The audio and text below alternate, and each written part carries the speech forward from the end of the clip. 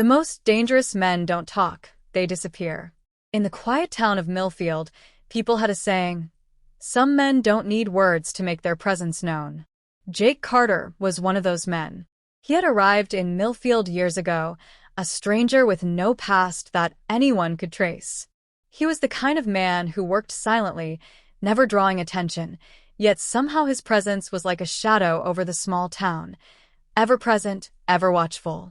Jake worked at a local auto repair shop, fixing cars with steady hands and a calm demeanor. Most days, he barely said a word beyond what was necessary. The townsfolk respected him, but kept their distance. There was an unspoken agreement. Jake didn't ask questions, and no one asked about his past.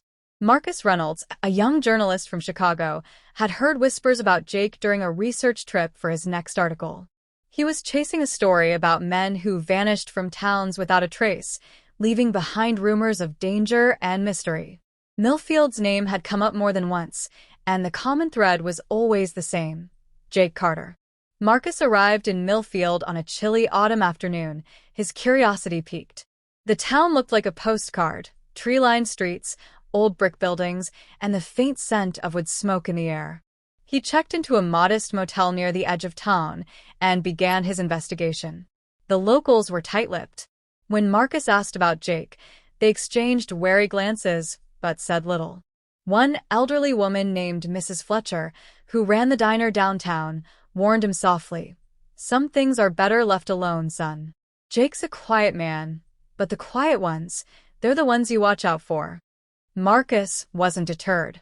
He made his way to the garage where Jake worked. The place was cluttered with tools, oil stains, and half-disassembled engines. Jake was there, hunched over a car's engine, his dark hair falling over his eyes. When Marcus introduced himself, Jake barely looked up. "I'm just here to fix the car," Jake said simply. Marcus tried to engage him in conversation, but Jake was like a stone wall, polite but distant. As Marcus left, he noticed a photograph pinned to the wall behind the counter. It was of a woman and a young boy, smiling on a sunny day. Jake noticed Marcus looking and said quietly, "Family, not here anymore." That night, Marcus sat at the motel desk, piecing together what he knew. Jake Carter was a man wrapped in silence, with a past no one wanted to talk about. The disappearances in Millfield seemed to stop the moment Jake arrived, but the rumors told a darker story. Those who crossed him never stayed around long. Driven by a mixture of fear and fascination, Marcus decided to watch Jake more closely. Over the next few days, he followed him to the outskirts of town, to the woods where Jake sometimes disappeared for hours. At first, Jake didn't notice, but one evening, their paths crossed on a deserted road. Jake's eyes locked onto Marcus's with an intensity that sent a chill down his spine. "Why are you following me?" Jake asked, his voice low and calm. Marcus swallowed hard. "I'm trying to understand. People say things about you, that you're dangerous."